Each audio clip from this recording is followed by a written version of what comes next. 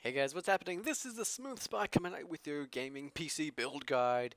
We are going to build a fantastic gaming PC for under $900, and this includes the OS. Now, sure, I could have just said, oh, $800 build and not included the OS. But for me, that annoys me because you're going to have to buy it anyway, so you might as well include so you know how much you're spending. It's kind of cheap. It's kind of like advertising just to get more views. But I don't care. I just want to show you guys how much is it going to cost you, the real, down, and the dirty. All the links will be down in the description for this build, so be sure to check that out. Alright, so now let's get started with the first part, which is the case.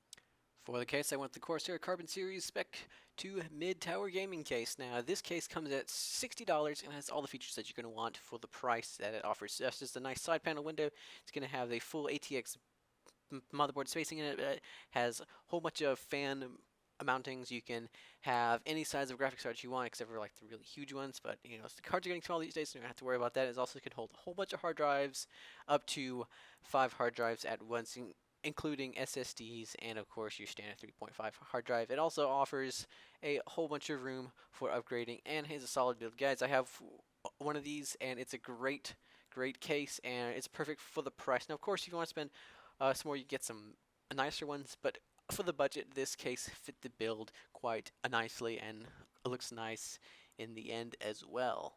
Coming out next is the power supply. For this I selected the Corsair Builder Series CX 600 watt power supply. For $64 and some change, you're really getting a fantastic power supply. You see, the power supply, I know it's not a glamorous item. A lot of people don't like to spend a whole bunch of money on it. But here's the thing, guys. You can't skip on your power supply. Your power supply is what's giving power to all your stuff. And if it goes down, everything else could go down with it. That happens. So you don't want to skip on your power supply. You also want to make sure you have enough of the wattage. You want a little bit over what you want, but you don't want to overspend and get like a 1,000 watt power supply. You're only going to use 500 watts. That's just overcooked, guys, and it could waste it, and it could cost you some cash on your power bill if you are paying your power bill. Which, if you're not, you still should be glad you're not spending extra when you shouldn't have to, and you could put that cash towards more important matters in build. For this build, the total wattage comes out under 500, so you have the extra 100 watts for overhead if you want to upgrade, or it's just to make sure that you have enough room. So because you know a little extra is always good, right? Next up, for the motherboard, I picked the Asus M5A97R2.0 AM3 Plus AMD 970 motherboard. And with this, guys, you're going to get all what you really need for a first time or a less expensive build. Now, you're not going to be able to overclock stuff or get something crazy like that. For that, you're going to have to spend a whole lot more on your motherboard. But for what we are doing, this is going to work out fine. It's going to have all your features, and you're not going to miss out on anything. It's going to have USB 3.0. It's going to have the right socket for your CPU. It offers up to 32 gigs of RAM, so you're not be skimping out on that. And it's really just going to offer everything that we need for this build. And of course, if you want to get more to overclocking territory, you'll have to spend for that. But if not, this really works out and has all the features that you're going to need. Of course, it also supports all the graphics cards and all the items that we're going to need to make this an awesome gaming PC. For the CPU, I went with the AMD FX 8350, and this CPU is a beast when it comes to the price. It's $165. It's got 8 cores. Sure, they are weaker cores than say Intel's, but there's like half the price. I mean, come on, what do you? It's a great CPU. You got 8 cores. It's gonna run games well. It's gonna run all the latest games well. Maybe not as well as some Intel i7s, but it's still gonna get the job done quite nicely. And especially with DirectX 12 coming out with Windows 10, you're gonna be able to see a huge gain in performance when it comes to AMD because all those extra cores, they're going to be able to utilize them well, and you're really not going to worry about a CPU because a lot of times when it comes to the game, it's more dependent on the graphics card rather than the CPU. So this CPU is going to do just fine, and of course it's the black edition. It's completely unlocked, so you can overclock it to your heart's content. Of course, you may want to buy an aftermarket cooler for that to make sure everything stays in a nice cool. It's like $20-$30 for one, and then you can overclock. So there you go, and it's a really solid. You're going to get awesome frame rates with this. It's going to last you for pretty much as long as you want because, as I said, with DirectX 12, it's not going to be an issue.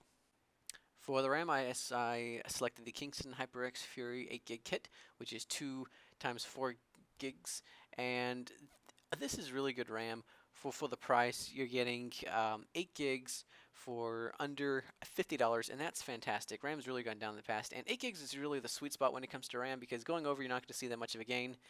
There are some games that are going to make you use of over 8 gigs, but for right now, it's really not worth the extra cash at this type of a price situation to upgrade to, say, 12 or 16. But of course, you always can down the road just pop in another 8 gigs down the road, bam, you got your 16 gigs, and you are good to go. But for right now, this is going to do you just fine. You don't have to worry about that. Most games don't use over 6 gigs of RAM anyways. Alright, when it comes to the graphics card, I selected the EVGA GeForce GTX 970 Super Clocked ATX 2.0 cooler. And this card, guys, really at 1080p, it's a beast. I mean, NVIDIA did a really good job with the 900 series, and the 970 is that sweet spot when it comes to 1080p gaming. You're going to get so much performance for the price.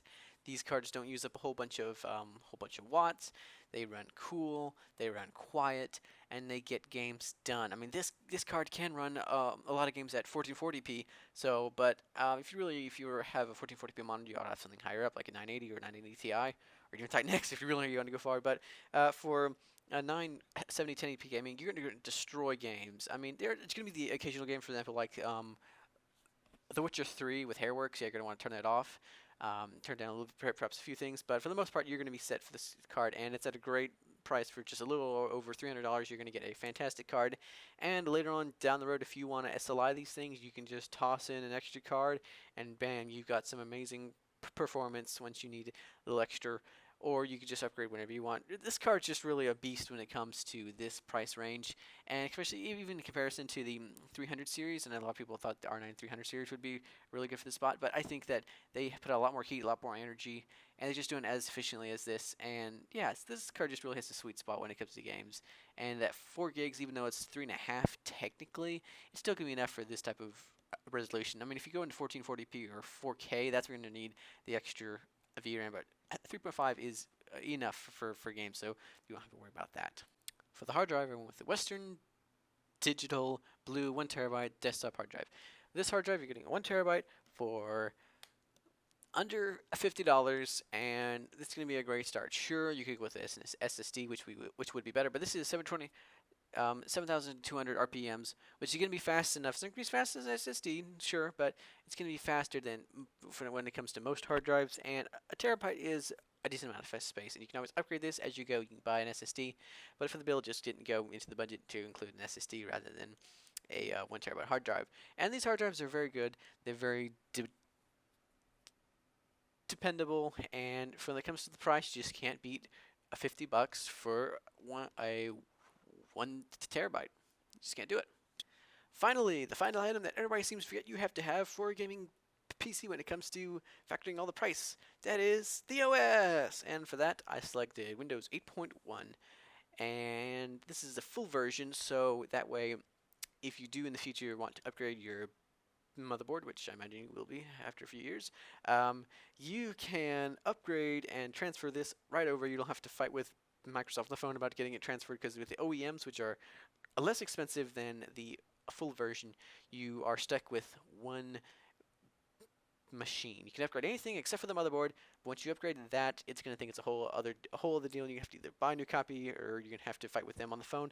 It's just much easier to pay the extra $20. And of course, when you get this, you can upgrade to Windows 10, which you can installed for free for the first year. So you want to hop on that deal before it expires. So guys, yeah, this is the right time to get the free upgrade. Otherwise, Windows 10 will be $120 when it's done. And yeah, you can save a few bucks by doing this.